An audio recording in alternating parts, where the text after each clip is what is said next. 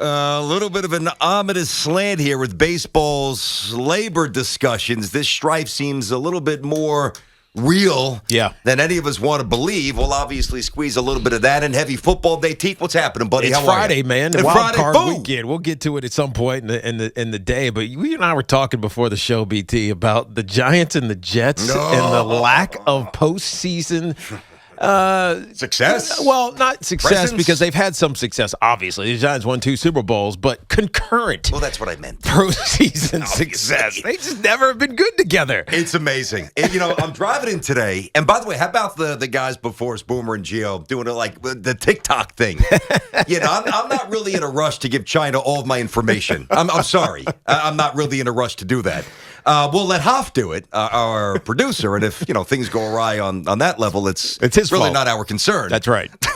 As long as he still produces the show from China. They can hack into you all they want, Hoff. Just keep them away from us. Yes. But I think, we probably will mess around. That there's no way I'm actually doing it. You're not doing it. But I guess we'll give him, we'll give you the right to do it. So create a Tiki and Tierney TikTok account. All right, set it up there. By the way, what was their final analysis? Are they going to do one in the morning, Boomer and Gio? Yes. They are doing one. Interesting. The station may do one as a whole, too. See, what are we pulling everybody into? What are you pulling everybody into? Something so innocent off the air, and you this is what you do. It's not me. That's right. This is what I do. What do you do? We're going to get into that Jet Giant thing. I don't want this to get lost in the day. I have to say something really fast. Go ahead. This has been a really fun morning on social media. All right. First of all, I got pulled into a 1980s, early 90s WWE conversation. Complete with the gifts, the snooker, Mr. Fuji. That's my guy. Snooker? Superfly. Oh, my guy was Roddy Piper when I smashed a coconut over his head. Oh, you remember we had the bet on our national show? We had a bet about, I forgot what the bet was, but I lost. And I had No, it wasn't. You don't even remember how you oh, come on. Oh, it was Coco B. It was Coco B. Tiki. No, Coco B. Barber. That's right, Coco B. Barber. So I know we're jumping around here, but whatever. So whatever the hell the bet was about, I won. Yes. And Tiki, and by the way, I still believe that you were hoping that you would lose this bet. Yes, because you're probably right. Now, listen, you're always in good shape, but this is when we launched the show. And so I was 210. Yeah, you were thick. Maybe 205. I was still big. You were jacked. You were thick. Now, the rest of us here at the station, when you say we were thick, like on my thick days, on Carton's thick days, on Gio's thick days, that's not a good thing. On your thick days, you're yoked. Yeah. So anyway, you lose the bet, and what I presented as my side of the bet was that Tiki had to get dressed up as Coco B. Barber. And he couldn't wait. I really believe you wanted to lose. He comes in with tights, shirtless. He's got a parrot hanging from his shoulder. And he's not even going to a Jimmy Buffett concert. This guy couldn't wait to get set up so he can dance. You know what? It was a foreshadow to Kinky Boots. That's right. That's right. As we saw. So social media was very fun this morning. Evan Roberts jumped in. He's thrown in some old school. He's a big wrestling fan like me, although I don't watch it now. So I had a lot of fun with that. And then I really saw the coolest thing I know I will see, and any of us in this city will see the entire weekend. And I'm going to actually throw a little hockey thing out there right now. And I don't care if the station says don't talk about hockey. I'm talking about this. Anthony Greco, all right, who's one of us from Queens, and his dad, Paul. We know the Rangers won 3-0, got their goalie back, played well. They pumped, I think, 36 shots at him. He was great. Anyway, the Rangers win. But the real story is that this young man, Anthony Greco, was 28, who lost his dad, Paul, who used to play for the FDNY hockey team, as you know, which is really good. Yep. And he died from 9/11 related illnesses. Didn't die in the attack, but, died shortly, or I'm not even sure when, to be honest. But his son, Anthony, who grew up in Queens, played collegiately for the Buckeyes, went undrafted, to my knowledge, made his, I believe it was second NHL game, but his Rangers debut at the Garden. What an amazing story. That is a great story. Wow. It's a New York story. It's a obviously a perseverance story because he's not young. It's not like he's 19 or 20. 28. Yep, he's 28 years old, so it's been a grind for him, but he's here. That's the kind of story you want to hear. And so it warmed my heart, man. Yeah. Matter of fact, the reason I was tipped off to it, one of my good buddies who's on the FDNY sent me a screenshot of the tweet.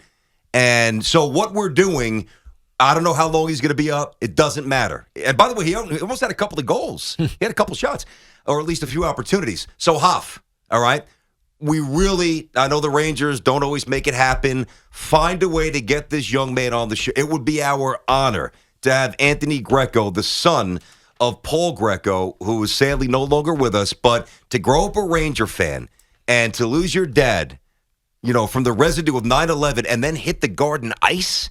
That is the coolest thing that happened last night by miles. I'm surprised that story didn't get more run. I can't control. I can only control what we talk about. That's And, right. I just saw that. I'm like, I have to get this into the show early. Good. All right. So now here's the negative.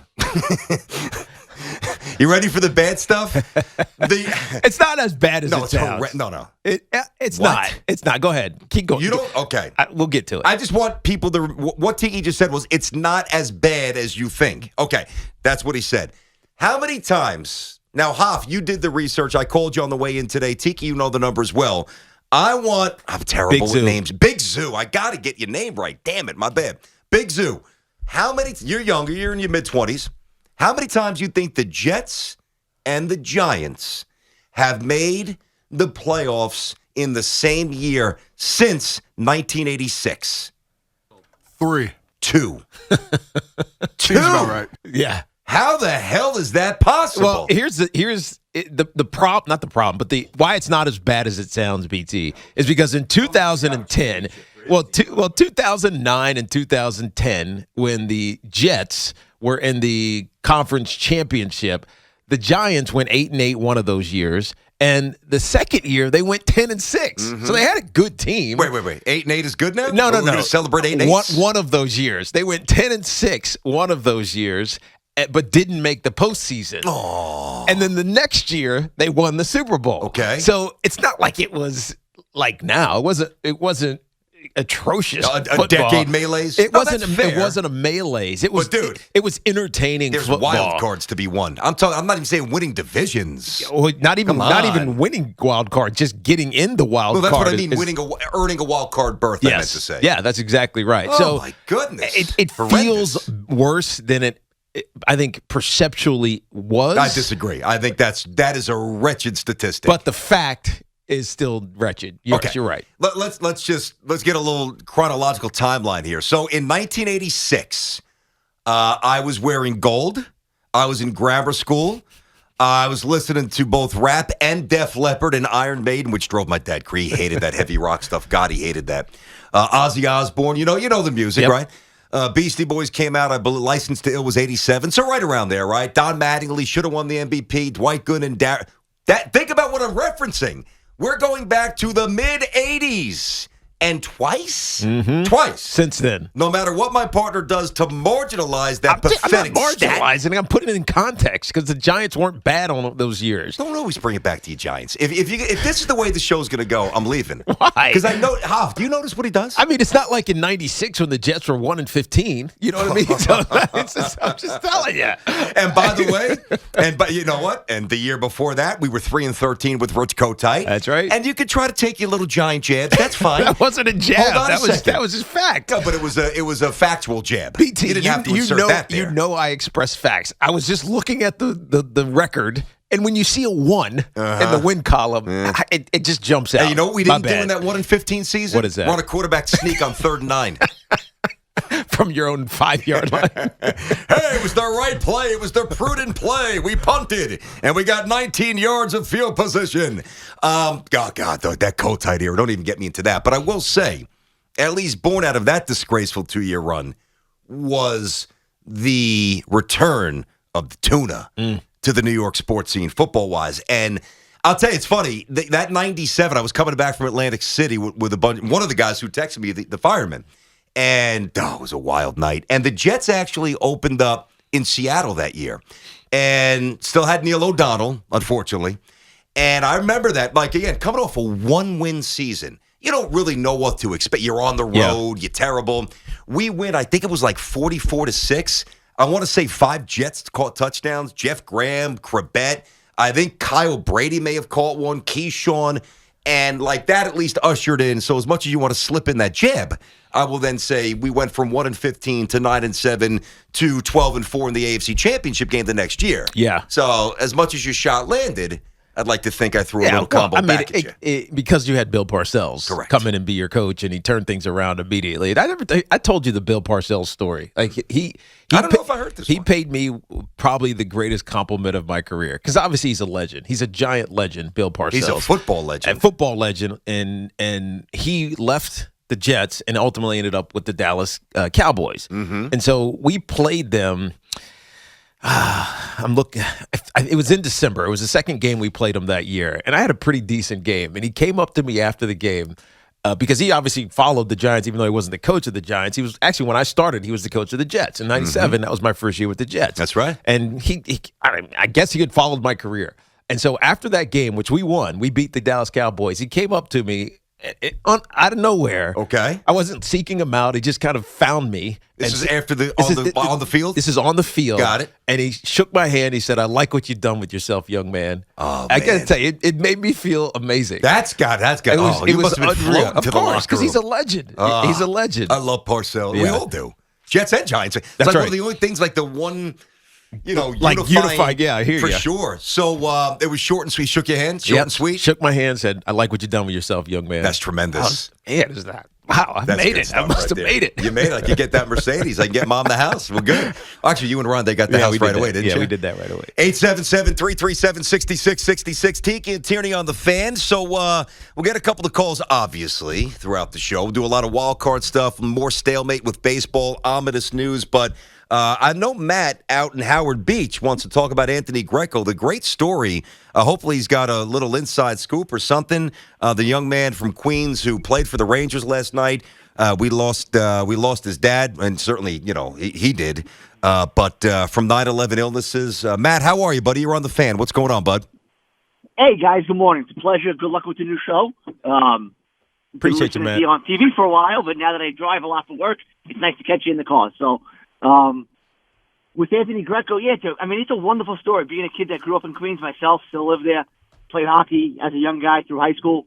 I don't know how long he's going to be here, but it's one of those stories or one of those things where the team can get behind. It's one of those motivating factors that can, it's those little nuanced things, as I'm sure Tiki can relate to. Yeah. It's one of those little things that push a team and maybe give them, some jump in their steps, when the season gets rough. Yeah, I mean, look, there's always motivation in little things like this. Not that this team is rallying around Anthony Greco, but when the story makes you feel good, it's just, so this morning I sometimes listen to Boomer and Gio on the way in. Sometimes I'll listen to a podcast. Sometimes I'll just turn on the iPod and just let it randomly find music. He had an interesting tweet. What was that 90s song you were rocking today? You remember Tony, of course, right? And they had this song, It Feels Good. It feels good. Exactly. Of course I remember it's obviously about finding a girl and falling in love with her and all this. But like there's like a little hook in the middle. It's a little rap. It's short. But it's like at the end, it's like, and they worked out and they worked it in. Tony has done it. It just makes you feel good. They worked it in? Interesting. It's about sex, dude. Sorry. You have to apologize? And so it's like, Tony has done it again. Yeah, it's here comes Tony. Third time, Tony. Good, right? Tony. And so at the end of that song, you literally feel good. Yeah. You just listen to it. It just makes you feel good. And so I was listening to it this morning, and at the very beginning, it says, play this song on repeat. And then, as you need to, and then, once a week after that, as needed. And so I just kept putting it on repeat. I felt so good driving in this morning. Not that that's a, example of what Anthony Greco is doing, but interesting correlation. Sometimes a story like Anthony Greco just makes you feel good, right? And not that it's going to tangibly impact how the Rangers are playing or scoring or whatever. Yeah. But sometimes it just feels good to feel good. It right? does. It does, especially for something whether, and if he had lost his dad and his dad was a member of the NYPD, it's just EMT. It's just one of those staples of the city that, we all have respect for. And, my dad's a retired detective. You know what the force means to me. I've got a lot of buddies who are firemen at this point, captains. And it's just, it's a fabric of the city. It's part of our souls. So even if he never scores a goal or never plays another shift, he made it. Yeah. He made it. And they won 3-0 last night. That was in San Jose, right? In San Jose, 3-0. All right. 877-337-6666. So, Teague, let's get to this coming up next here on The Fan. Talked about this incredibly, inefficient gap of simultaneous success for both the Jets and the Giants. Twice since 1986, they've made the playoffs. So while we don't necessarily need to go down memory lane, which sometimes is fun, and maybe we will, I think, but more specifically, when will that change? As we look at the trajectory for both of these teams, when do we think that stat will need to be amended? We'll get to that coming up. More Tiki and Tierney right here on The Fan.